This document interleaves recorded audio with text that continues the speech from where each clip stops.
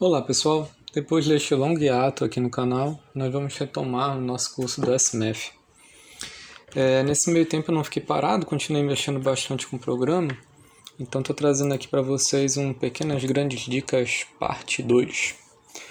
Começando aqui por um dos assuntos preferidos aí do público do canal, é a interoperabilidade entre o Excel e o SMAth, né? Como roubar coisas do Excel, como mandar coisas para lá, né? Então hoje nós vamos ver duas coisas relacionadas a isso e também aí uma dicasinha de aparência com o Formatted Label, né? Um plugin que a gente já conhece bem.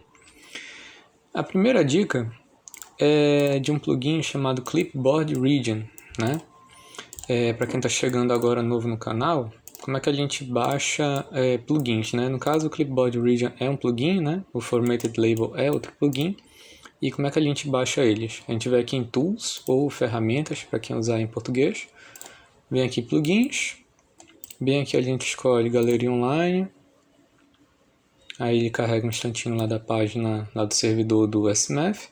E a gente procura aqui o Clipboard Region, tá? No caso aqui eu já tenho ele instalado. Então eu venho aqui em Local Storage, né? Armazenamento local. E eu tenho o meu bem... deve estar aqui no começo. Bem aqui, Clipboard Region. Aqui está marcado com verdinho, né? Quer dizer que ele está funcionando, então ele vai funcionar aqui. Se ele pode estar instalado, mas desabilitado, que a gente desabilita bem aqui e habilita ele bem aqui, ok? Então, depois dessa breve revisão, para que serve o Clipboard Region, né? Clipboard é o ambiente do Windows onde fica armazenado temporariamente alguma coisa que a gente copiou, né? Então, por exemplo, entrei num site, cliquei com o botão direito numa imagem e coloquei copiar imagem. Essa imagem está perdida aí no Windows no Clipboard Region, né? No Clipboard. Esse Clipboard Region, esse plugin aqui do SMAth, ele faz o quê? Ele ajuda a gente a buscar dados lá do Excel, certo? Então ele é uma trapaçazinha do SMAth para a gente roubar coisas do Excel sem precisar daquele outro nosso plugin, o Excel In-Out, certo? Opa, vai acabar até rodando aqui. Vou fechar isso aqui, tá. Opa, tá. Como é que a gente usa esse plugin? É muito simples. Eu vou entrar aqui no arquivo de Excel, beleza? Aí vocês vão ver que essa região aqui tem uns dados, só besteira, né? Aqui tem um texto e aqui tem os números. Eu vou selecionar essa região e dar um Ctrl C, tá? Aí vai ficar esse tracejado aqui. Então, copiei. Como eu copiei, está no clipboard do Windows. Eu vou minimizar aqui e apertar nesse botãozinho aqui de baixo. Quando eu aperto aqui, a variável que eu coloquei como entrada aqui no clipboard absorve aquele texto que está guardado lá no clipboard. Deu para entender? Na área de transferência. Então ele roubou aquilo lá da área de transferência. Tá certo? Então, isso aqui é uma mão na roda, né? Para quem gosta de usar o SMAth junto com o Excel, certo?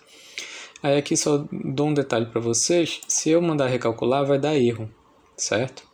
Por quê? Porque eu tenho que clicar aqui para poder funcionar. Então o melhor jeito é, logo depois que eu salvei essa variável aqui, eu tenho que recriá-la, copiando isso aqui dentro. Agora beleza, eu posso ficar dando recalcular, que aquela variável agora está definida aqui dentro, ok? E inclusive posso me livrar do clipboard, ele já me serviu para o que eu queria, tá bom? Então posso ficar recalculando aqui, ela não vai mais embora. Então isso aqui é muito bom para quando a gente tem uma tabelona de dados no Excel e a gente precisa passar ela para dentro do SMAth uma única vez, salvar ela como uma variável, né, uma única vez, e já ficar usando aqueles dados de dentro do SMAth em diante, sem precisar ficar toda hora acessando, né, o arquivo do Excel, que a gente sabe que demora um certo tempo para abrir o Excel, ler a informação, né. Isso mais para coisas muito grandes, né, quando essa demora vai prejudicar um pouco a gente. Quando é muito rápido, aí a gente nem sente. Então beleza, primeira dica, esse pluginzinho aí, Clipboard Region, ok? Vou minimizar aqui. A segunda dica é com outro plugin chamado Formatted Label, né? Etiqueta formatável ou formatada, né? Qual é a dica? A dica, na verdade, são duas. A primeira, para quem lembra, a gente já falou do Formatted Label numa aula lá do início, né? Qual é a ideia? A gente tem um certo texto, ou melhor, vou até apagar aqui para a gente não confundir. Eu tenho aqui meu clipboard, meu Formatted Label, eu vou botar aqui Display Input Data, e eu tenho aqui o que eu quero que apareça, a cor do que eu quero que apareça e a cor de fundo, certo? E a novidade é que a gente tem essa função aqui do transparent, né, do transparente. Então o fundo fica transparente do que a gente tiver aqui como função. Então isso aqui fica muito interessante quando a gente tem imagem, por exemplo, sei lá, você está fazendo um relatório, aí você tem uma imagem ali de um sistema de vigas, por exemplo, e algumas passaram com determinado perfil. Aí você vem, cola um bichinho desse lá em cima, cola um desse, e depois cola um verdinho que passou e esses outros não passaram. Então, só uma ideia aí. Tá bom? Então, a segunda dica relacionada a ele, na verdade vão ser três, a segunda dica é o seguinte: fica muito interessante esse formato quando a gente usa esse tipo de símbolo.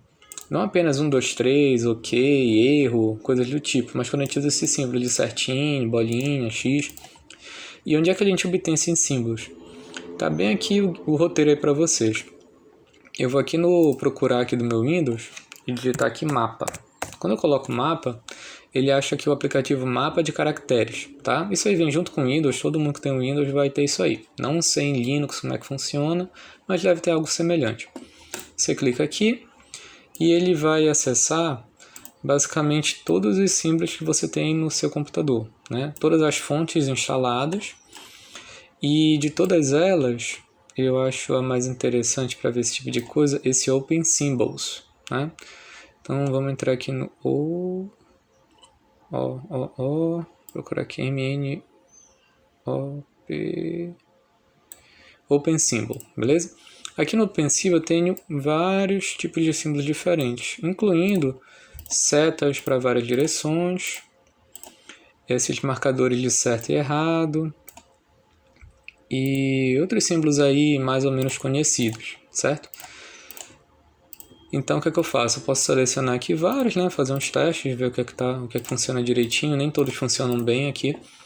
Aí eu copio, ok? Posso fechar aqui. E aqui no lugar do meu símbolo eu jogo eles, tá certo? Então vejam que vários desses símbolos funcionam. Outros não funcionam tão bem assim, fica só esse quadradinho. E ainda outros funcionam só quando eles estão sozinhos. Por exemplo, o certinho, o X, funcionam só quando eles estão sós. Ao menos o que eu pude investigar disso. Teoricamente, todos eram para estar funcionando, mas de fato nem todos funcionam, tá? Mas esse aqui é um recurso interessante, né, para quando a gente quer fazer um relatório, já fazer um negócio um pouco mais personalizado. Ao menos esse X, esse certinho, sempre funciona, então eu acho uma ideia interessante aí. O segundo comentário aqui sobre o Formatted Label é o seguinte: se a gente inicia o conteúdo dele, né, a gente quer botar, por exemplo, uma expressão matemática, né?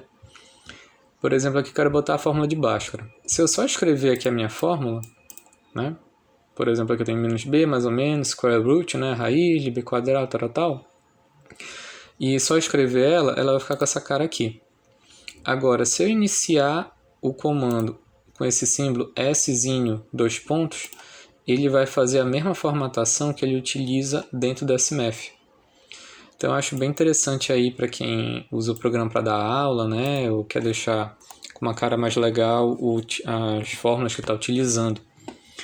Uma outra ideia, por exemplo, quando você tem uma fórmula que funciona à base de condicional, né? Então, se tal coisa atender, a sua fórmula é uma. Se outra coisa atender, a sua fórmula é outra.